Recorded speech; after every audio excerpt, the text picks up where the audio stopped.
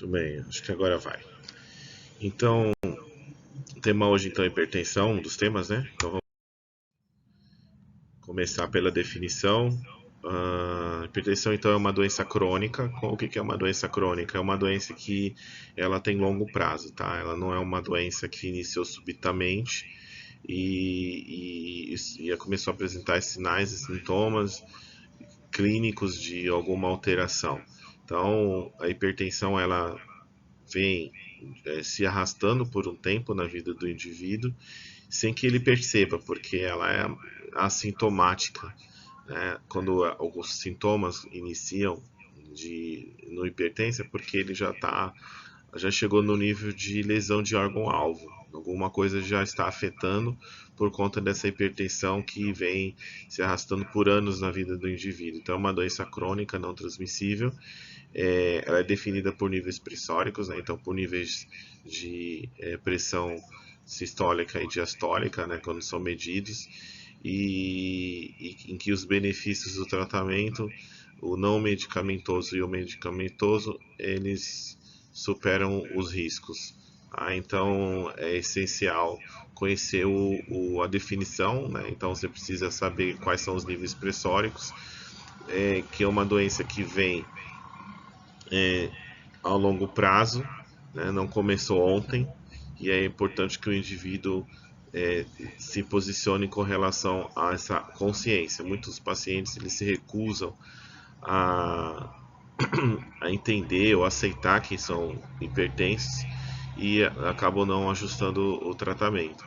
É uma condição multifatorial, então ela vem de vários fatores que podem ser tanto genéticos, epigenéticos, ambientais e sociais, e que como ela é definida por níveis pressóricos, né, então é uma elevação persistente da pressão arterial, então os níveis pressóricos eles persistem durante tempo, onde os valores são de PA sistólica maior ou igual a 140 ou PA diastólica maior ou igual a 90. Então, acima de 100, maior ou igual a 140 por 90.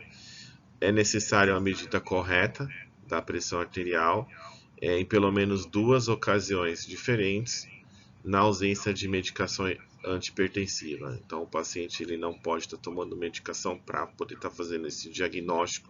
Ele não deve estar sendo monitorado até então e nem tomando medicação. Então, a partir do momento que ele chega e ainda não tem um diagnóstico, ele faz a aferição dessas pressões, né, tanto sistólica quanto diastólica, e tem alteração em duas ocasiões, ele é considerado hipertenso. Lembrando que isso é importante ter conhecimento desses níveis pressóricos, porque uma das coisas que também cai de questão perguntando quando é que se faz o diagnóstico, né? Então, se é maior que 140 por 90 em duas ocasiões diferentes. Então, também é aconselhável, quando possível, a validação das medidas através de medidas fora do consultório, por meio da monitorização ambulatorial de pressão arterial, que é considerado mapa, ou da monitorização residencial da pressão arterial, que é MRPA, ou da automedida da pressão arterial. Uma das coisas importantes, porque se recomenda tanto MAPA como MRPA, é por conta do diagnóstico da síndrome do jaleco branco. Quando que o paciente ele vai para o consultório e ele refere que a pressão dele fora é normal e no consultório que ele altera. E também tem o contrário também, o paciente ele tem pressão alta do lado de fora e quando chega no consultório está normal. Então é muito comum acontecer isso também, tá? Por isso que é importante talvez fazer o monitoramento fora do consultório para poder fazer o diagnóstico de ambos. Então, são vários fatores de risco então para a hipertensão. Para nível de prova de concurso é importante conhecer esses fatores, porque podem cair questões que perguntam sobre fatores de risco. Então, a idade maior que 60 anos, obesidade, apneia obstrutiva do sono. A apneia obstrutiva do sono no último protocolo da Sociedade Brasileira aí de Cardiologia, e vem trazendo a apneia obstrutiva do sono como um fator de risco elevadíssimo para hipertensão arterial. História familiar, a alta ingestão de sal, baixa ingestão de potássio, alta ingestão de bebida alcoólica, fatores psicossociais como o estresse e também algumas as medicações podem elevar a pressão arterial, e a falta de atividade física, né, no caso o sedentarismo, ou baixa atividade física, são fatores de risco. Imagina então, quanto maior os fatores de risco, maior a chance que as pessoas têm de desenvolver hipertensão arterial. Existem pessoas que somente com um dos fatores de risco já por natureza desenvolvem hipertensão arterial. O caso da obesidade é um dos principais fatores de risco que isoladamente já foi comprovado, pode fazer com que o indivíduo seja hipertenso. Idade maior que 60 anos, a própria fisiologia do sistema vascular, ele pode fazer com que o indivíduo também desenvolva aumento dos níveis pressóricos.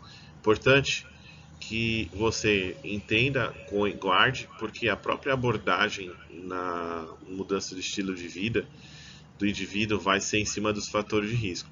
Então, o controle dos fatores de risco é o que vai inicialmente ajudar no tratamento da hipertensão arterial no indivíduo que está com pressão considerada aí inicial, né, 140/90, classe 1. Então vamos ver aqui com relação ao rastreamento, né, da hipertensão. Até coloquei ontem no grupo, teve uma aula essa semana sobre rastreamento, e eu falei que de acordo com a média dos dois valores pressóricos obtido, a PA deve ser novamente verificada. Então, a cada 2 anos, se PA menor que 120/80. Então, você vai manter o controle dessa PA a cada 2 anos, se ela for menor que 120/80. A cada ano, se a PA ela estiver entre 120 e 139 sistólica e 80/89 diastólica, nas pessoas sem outros fatores de risco para doença cardiovascular. Então a pessoa não tem fator de risco para doença cardiovascular, mas tem aí uma pressão arterial, né, que é considerada pré-hipertenso, entre 139 entre 120 e 139 e 80/89 é considerado pré-hipertenso, então não tem fatores de risco, mas então você vai acompanhar essa pessoa a cada ano, anualmente, tá? Nas diretrizes da Sociedade Brasileira de Cardiologia, fala que até caiu essa questão na prova de Santos, falando sobre o pré-hipertenso. O pré-hipertenso, agora eu não lembro se foi prova de Santos ou se foi prova do Guarujá, falando que a conduta que a chance, os fatores de risco, a chance de desenvolver fator de risco ou alteração importante nesse paciente pré-hipertenso é maior do que no paciente que já é considerado hipertenso. Então, fala que existe um elevado risco para esse hipertenso. Então, por isso que é importante fazer esse rastreamento, esse identificado, acompanhar mais de perto, porque ele pode desenvolver então uma hipertensão maior. Então, deixando de lado então aquela questão de que existe somente vou cuidar do paciente hipertenso quando ele realmente for hipertenso. Então esses valores intermediários, no caso que é considerado pré-hipertensão, é para já fazer um diagnóstico precoce e iniciar uma abordagem para evitar com que esse paciente desenvolva aí a hipertensão arterial. E aí, então, é importante guardar então o valor e a periodicidade. Então, 120/80, menor que 120/80 a cada 2 anos, entre 120 e 139/80/89 a cada ano, sem outros fatores de risco, e em mais de 2 momentos em um intervalo de 1 ou 2 semanas, se a PA maior ou igual a 100/40/90, ou PA entre 120/139, 80/89, na presença de outros fatores de risco para a doença cardiovascular. Então tem aí uma diferença para quando tem fatores de risco e quando não tem. Então percebeu ali que 120/139, 120, 139, 80, 89, sem fator de risco é a cada ano. Mas se o indivíduo tiver 120, 139, 80/89 com fator de risco, ele vai ter uma periodicidade mais próxima, né? Então ele vai ter que verificar em mais de 2 momentos aí no intervalo de 1 ou 2 semanas. Porque se ele tiver fator de risco com a pressão, de pré-hipertenso e tiver a PA maior por 140/90, vai ter que se iniciar o protocolo de mudança de estilo de vida e a verificar a necessidade de entrar com medicação já para o tratamento. Então é importantíssimo você ter esse conhecimento aí da periodicidade. Aqui vem falando da técnica, né? Para você fazer a aferição da PA é outra coisa que gostam de cobrar bastante nas provas. Então o paciente deve estar sentado, com o braço apoiado e altura do precórdio, medir após 5 minutos de repouso, evitar o uso de cigarros e de bebidas com cafeína nos próximos 30 minutos precedentes. A câmara inflável deve cobrir pelo menos 2/3 da circunferência do braço. Palpar o pulso braquial e inflar o manguito até 30 mHg acima do valor em que o pulso deixar de ser sentido. Desinflar o manguito lentamente de 2 a 4 mHg. Então a pressão sistólica corresponde ao valor em que começar a ser ouvido os ruídos de Korotchkov, que é a fase 1. A pressão diastólica corresponde ao desaparecimento da fase 5. Então, isso também é uma outra coisa que gostam de cobrar bastante em prova, é os ruídos de Korotchkov. Então, a primeira batida que você ouve é a fase 1, e o desaparecimento dos batimentos que você está aferindo a pressão é a fase 5 de Korotchkov. Tá? Então, você vai registrar valores com intervalos de 2 mHg, evitando esse arredondamento. A média das duas aferições deve ser considerada como a pressão arterial do dia. Se os valores observados diferirem mais de 5 mHg, medir novamente. Na primeira vez, medir a pressão nos dois braços.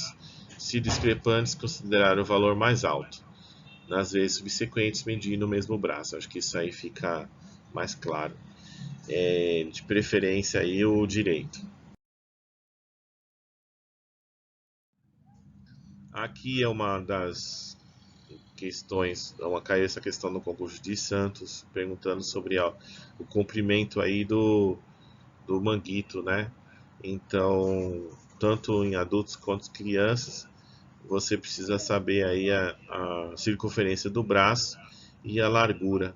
Então lá você tem recém-nascido, criança, infantil, adulto pequeno, adulto grande.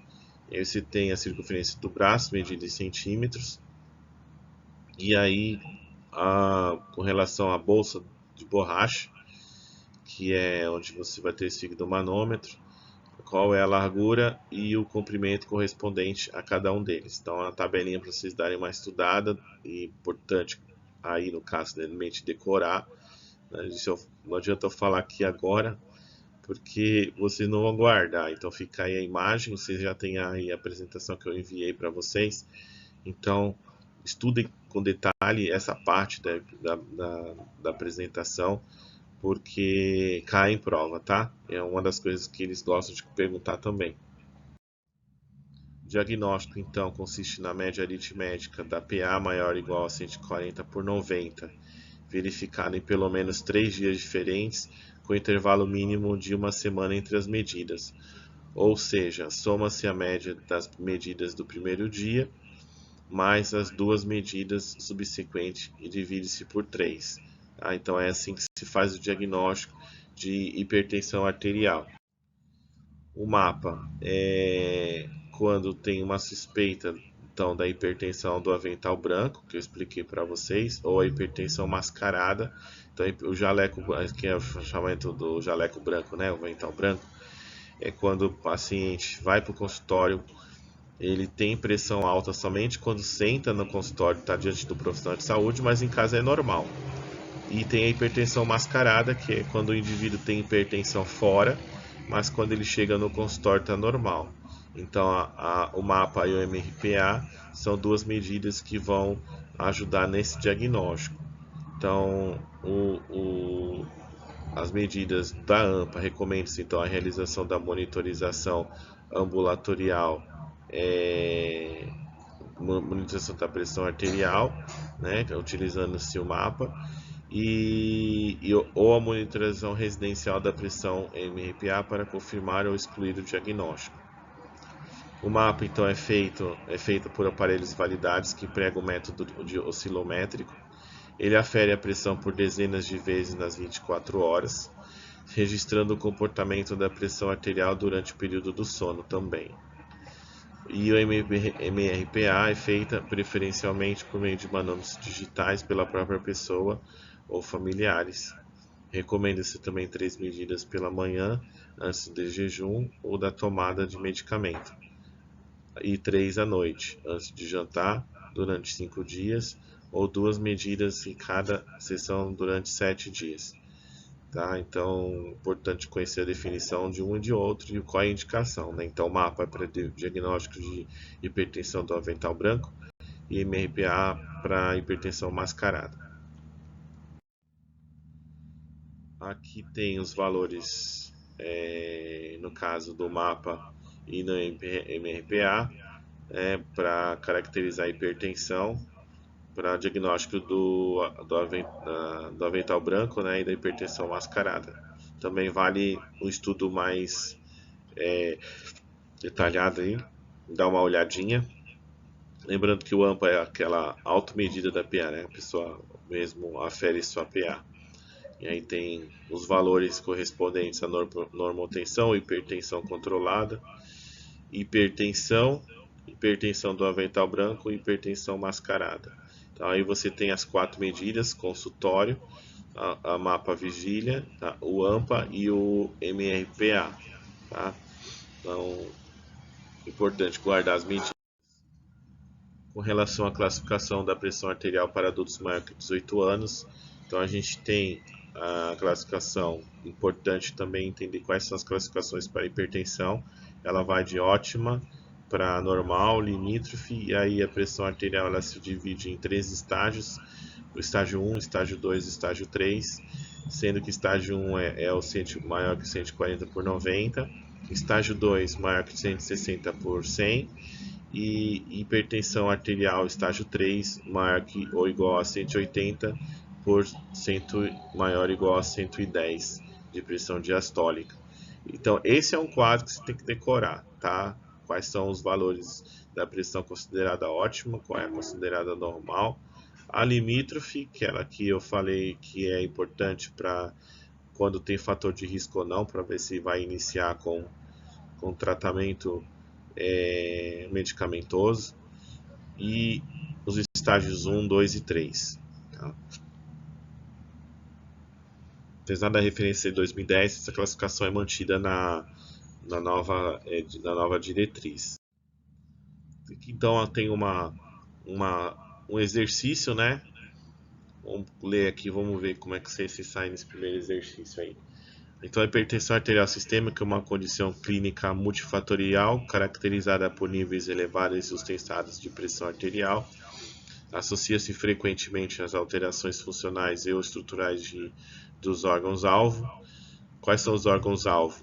Isso vocês têm que guardar: coração, encéfalo, rins e vasos sanguíneos.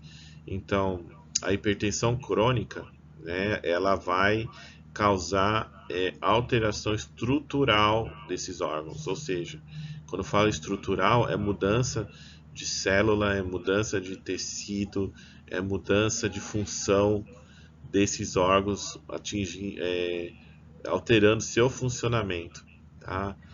Por quê? Por causa da lesão. É como se eu estivesse batendo, batendo, batendo e vai machucando, machucando e aí vai fazendo cicatriz, vai fazendo lesão tecidual e aí provoca alteração desses órgãos. E as alterações metabólicas também. Então eu tenho alteração estrutural mais alteração metabólica na hipertensão, com o aumento do risco de eventos cardiovasculares fatais e não fatais. Então, por conta dessas alterações, eu posso ter um evento fatal como a morte súbita ou uma doença que não seja fatal. Então, é um grave problema de saúde pública no Brasil e no mundo, como diz a questão então. Então, sobre o rastreamento e diagnóstico da hipertensão arterial sistêmica na atenção básica, em quanto tempo a pressão arterial deve ser novamente verificada caso o paciente apresente PA menor que 120/80? Muito bem, tá vendo? É uma pergunta de rastreamento.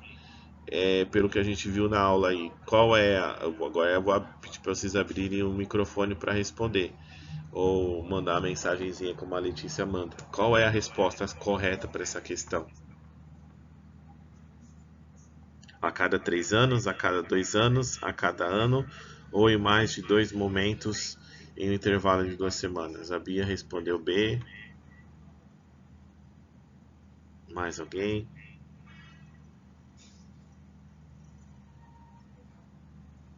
Letícia B. Muito bem, então certíssima. Então vocês guardarem esses valores. Então é a cada 2 anos. Muito bem. Então a normotensão, sobre a normotensão, né, pressão considerada ótima, né, menor que 120/80, deverá ser verificada então, em até 2 anos. As pessoas que apresentarem PA entre 130 e 85 são consideradas normotensas e deverão realizar a aferição anualmente. Tá? No caso, isso está dentro do protocolo novo, porém, ela deve ser verificada também a questão dos fatores de risco. Quando o paciente então for portador de diabetes e a PA verificada deverá ser verificada em todas as consultas de rotina. Então esse detalhe importante do novo protocolo, mesmo que a pessoa tenha pressão normal, ela tenha e ela tiver diabetes, ela deve ser verificada em todas as consultas de rotina. A PA limítrofe, que é a PA de 130/85 a 139/80, deverão fazer a avaliação para identificação da presença de outros fatores de risco para a doença cardiovascular. Então deve-se monitorar esse paciente para verificar a presença de fatores de risco. Então, na presença desse fator de risco, a pessoa deverá ser avaliada pelo enfermeiro em consulta individual ou coletiva, com o objetivo de fazer a estratificação de risco cardiovascular. Então, guardem essa palavra, essas 3 palavras, estratificar o risco cardiovascular. Então, você vai pegar hipertenso na consulta e vai verificar qual a chance que esse indivíduo tem de desenvolver um evento vascular, né, cardiovascular, através da estratificação de risco. Então, a PA deve ser novamente verificada em mais de 2 ocasiões, em um intervalo de 7 a 14 dias. Na ausência de fator de risco para a doença cardiovascular, o indivíduo poderá ser agendado para atendimento com enfermeiro em consulta coletiva para mudança do estilo de vida, sendo que a PA deve ser novamente verificada em 1 ano. Então, se o indivíduo tiver com PA limítrofe e ele não tiver fator de risco, o enfermeiro ele vai marcar essa consulta para 1 ano e vai ser orientado à mudança de estilo de vida. Tá? Então, fazer atividade física, manter a alimentação saudável, diminuir a ingesta de sal, aumentar de potássio. Né? Então, são trabalhar os fatores modificáveis para que ele se mantenha em níveis, diminua os níveis pressóricos para atingir uma faixa normal. Tá? Então, pessoas com PA limítrofe possuem um risco aumentado de hipertensão, foi aquilo que eu estava falando no começo. Então, pessoas com PA limítrofe têm um risco aumentado de hipertensão. Isso caiu na prova aí, última que eu fiz, acho que foi de Guarujá, se não me engano, caiu essa questão. E devem ser estimulados pela equipe de saúde a adotarem hábitos saudáveis de vida.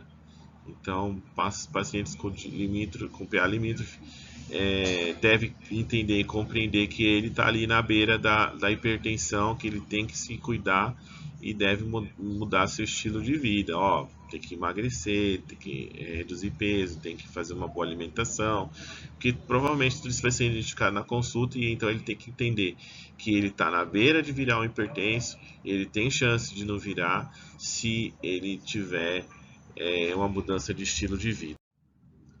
Já o hipertenso, né, que ele é considerado tem hipertensão arterial sistêmica, se a média das três medidas forem iguais ou maiores a 140/90, está confirmado o diagnóstico de hipertensão e a pessoa deverá ser agendada para consulta médica para iniciar o tratamento e acompanhamento. Então vocês viram que no caso da limítrofe não precisa ter encaminhamento médico, a não ser que você encontre fatores de risco grave nesse paciente. Porém, ele pode ser acompanhado somente pelo enfermeiro anualmente e com mudança de estilo de vida. Já o hipertenso, a partir do diagnóstico, ele deve ser encaminhado para uma consulta médica. Aqui tem o fluxograma, então, de rastreamento de hipertensão, né?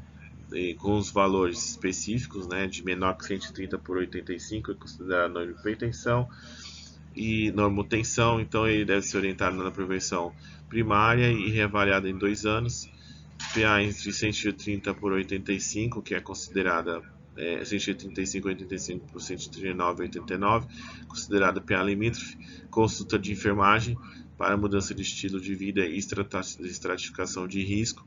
E aí dentro da estratificação de risco, se tiver risco baixo, médio, intermediário e alto, cada um vai ter uma conduta.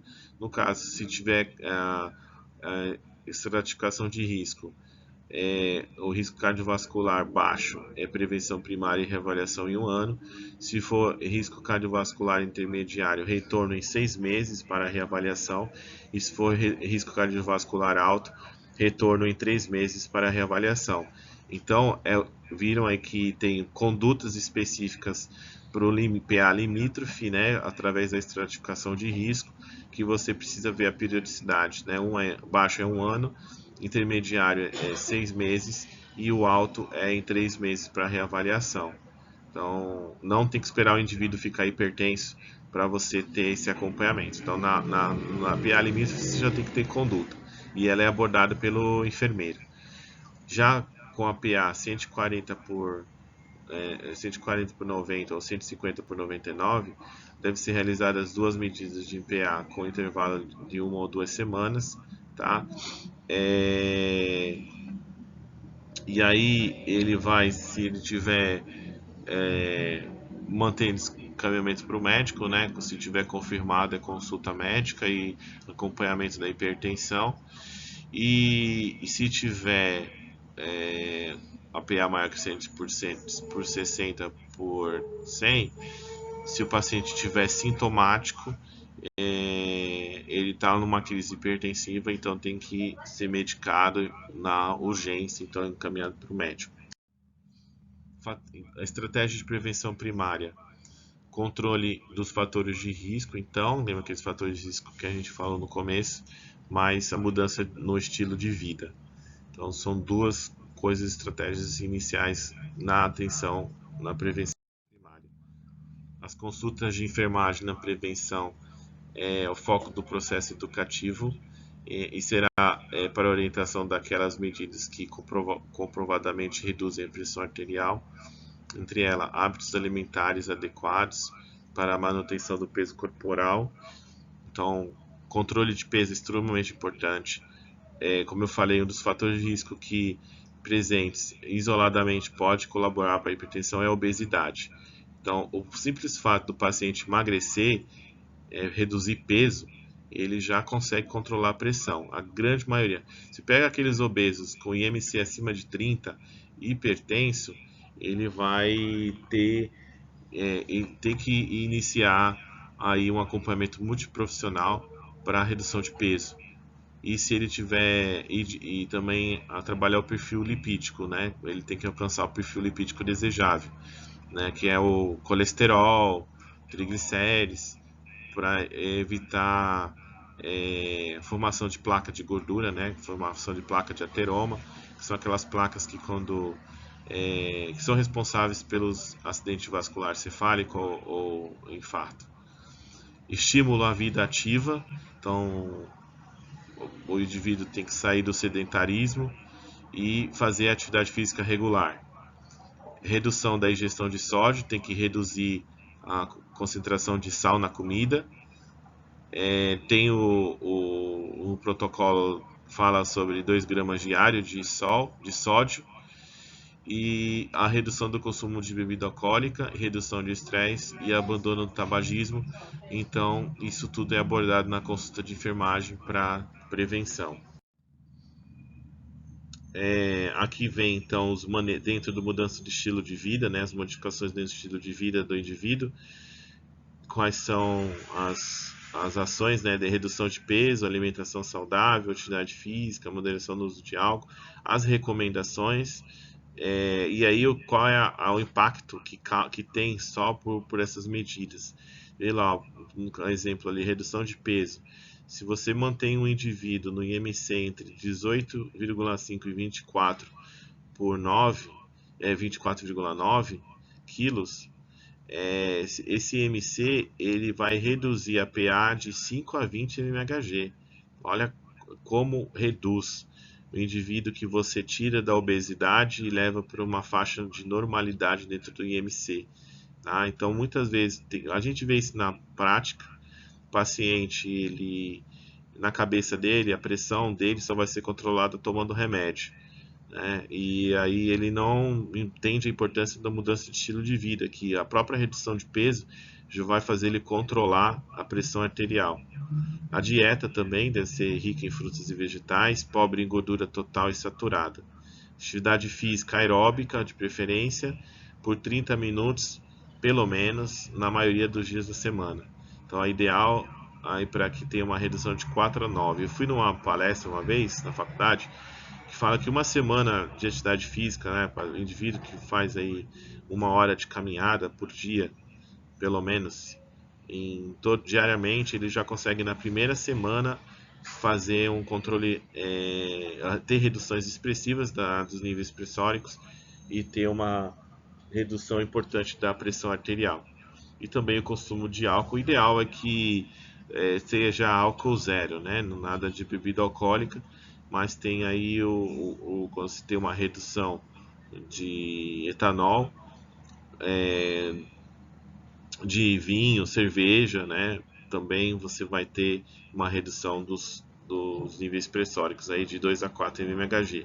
Mas veja, em comparativo, né, absurdamente, a redução de peso é uma das principais medidas para controle, né, do estilo de vida, né, modificação do estilo de vida para controle da pressão. Então, dentro da consulta de enfermagem com a pessoa hipertensa, deve focar nos fatores de risco que influenciam o controle da hipertensão, ou seja, aqueles da mudança de estilo de vida, o incentivo à atividade física, a redução do peso corporal quando acima do IMC recomendado e o abandono do tabagismo. Deve também estar voltada para as possibilidades de fazer a prevenção secundária, a manutenção dos níveis pressóricos abaixo da meta e o controle dos fatores de risco. A história e o exame físico de um paciente. Então, quais são as evidências de doença cardiovascular ou que está tendo repercussão em órgão-alvo? Então, hipertrofia de ventrículo esquerdo, você pode identificar no eletrocardiograma ou no ecocardiograma. Então, um paciente que você está na consulta e você pede para fazer um eletrocardiograma, o próprio eletrocardiograma já vai te dar uma direção. Se esse paciente está com hipertrofia ventricular, já é um sinal de lesão de órgão-alvo. Retinopatia, nefropatia, angina de peito, insuficiência cardíaca, ictus isquêmico transitório ou acidente vascular cerebral ou doença arterial periférica também são doenças que são evidências de doença cardiovascular. Aí tem as principais intervenções, já falei, Esse aqui é o do último protocolo da Sociedade Brasileira de Cardiologia, que vem dizendo quais são as medidas que você tem que ter de prevenção. Então, controle de peso, dieta saudável, redução de ingestão de sódio, aumento da ingestão de potássio, atividade física e ingestão de álcool. Então, aqui é básica isso, né? Ali tem o tipo de intervenção, a dose que se deve ser recomendado. Eu vou pegar ali um exemplo da atividade física. A atividade física aeróbica é recomendada 150 minutos por semana, tá? O que significa isso? Eu tenho que dividir esses 150 minutos ao longo da semana? Pode. Ou você pode fazer uma atividade física que dure 150 minutos na semana, mas aí é uma atividade um pouco mais intensa. Eu posso fazer, por exemplo, 2 vezes de spinning na semana, 2 vezes, pedalar 3 vezes na semana, fazer uma caminhada um pouco mais. Posso fazer todo dia? Posso mais fazer uma vez na semana, mais intenso? Pode. Só que se você vai fazer uma atividade física uma vez na semana por 150 minutos, você vai estar quebrado no dia seguinte. Então é legal você distribuir 150 minutos na semana. E não eu vou para o trabalho andando, no caso, tipo, você se paramenta toda, vai toda no salto, andando para o trabalho. A caminhada dura 20 minutos. Não, não é esse tipo de atividade física. Não, é botar um tênis, colocar uma bermuda e fazer caminhada. E desligar das coisas, isso é atividade aeróbica. É esse tipo de exercício que é pedido. Você tem de resistência dinâmica, né? E tem de resistência isométrica. Então são outros tipos de exercício, que esses são mais anaeróbicos. Tá? Percebam que absurdamente também a diferença de PA sistólica obtida é bem maior quando você tem atividade tem mais 5 minutinhos, acho que já está acabando. Então, com relação ao início de tratamento com intervenções no estilo de vida e tratamento farmacológico com a pressão arterial, a idade e o risco cardiovascular. Então, a gente tem o início das intervenções no estilo de vida deve acontecer em todos os estágios de hipertensão e pressão arterial, né? Acima de 130 por 85. Recomendação ao diagnóstico, né? Para você fazer o diagnóstico. E então todos os estágios de hipertensão, né? Eu falo até o 2, 1, 2 e 3 também vai entrar mudança de estilo de vida. Já o farmacológico, ele entra nos hipertensos estágio 1, 2 e 3, tá? E aí vai descrever aí alguns casos, né? Que você vai ter os o início, né? Quando você vai iniciar o tratamento farmacológico, né? Por exemplo, lá embaixo, hipertensos e idosos rígidos, né? Com PA maior que 100, PA sistólica maior que 150, você já inicia a terapia farmacológica. Idosos frágeis ou muito idosos, nesse caso, se inicia a abordagem farmacológica com PA maior que 160. Então, indivíduos com PA 130, lá o último, o vermelho, né? 130 por 85, sem doença cardiovascular persistente e risco cardiovascular baixo ou moderado.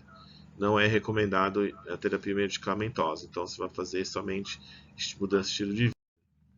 Aqui está a lista de medicamentos de antipertensivos disponíveis no Brasil. Aí você tem a classe dos medicamentos, que isso é importante conhecer, os diuréticos tiazídicos, os diuréticos de álcool, os bloqueadores de canais de cálcio, de potássio, os beta-bloqueadores, os IECAs, né? E aí vem o nome de cada medicamento, você tem que conhecer e o que ele faz. Tá? Tem mais aqui, medicamentos, legal essa apresentação que tem todos os medicamentos antipertensivos.